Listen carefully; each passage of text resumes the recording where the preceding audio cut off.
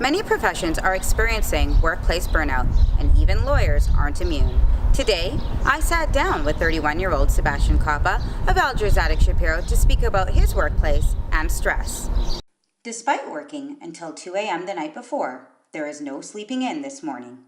Sebastian is up at dawn, making breakfast and coffee before running out the door to continue working on case files at Shapiro, LLP.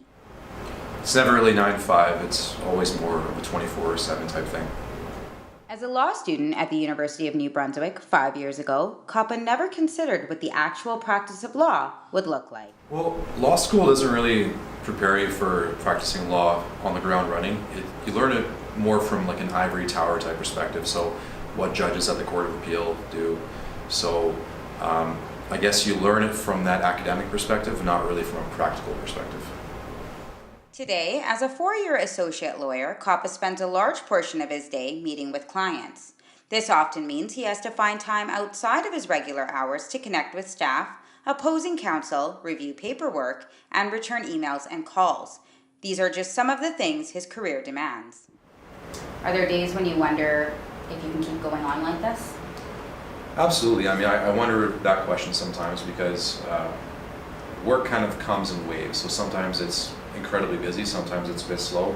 When it is really busy like that, you kind of wonder to yourself, can I keep on doing this forever? Is this really what I want to be doing? Kappa recently expressed feeling apathy towards his profession, a symptom of burnout. Well, I wasn't doing a lot of the things that I normally like to do for enjoyment. I wasn't making time for family and friends, or a lot of the activities that I like to do. I wasn't skiing, I wasn't fishing, I wasn't camping and hiking. I was just working all the time. So that was definitely one of the symptoms for me.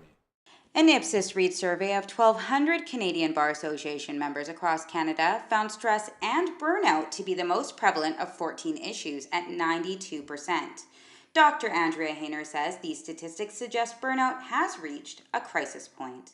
When the professional becomes burnt out, usually what happens is they're less able to cope with their work, and they're less able to actually handle any kind of new stressor that happens in their work, and they start to perform at a lower level. For Kappa, he is now conscious of burnout and has been making changes to his life.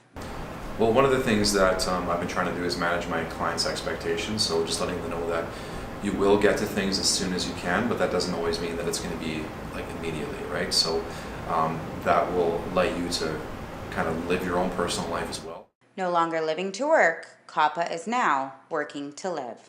For Kicker News, I'm Chatur-Muhammad.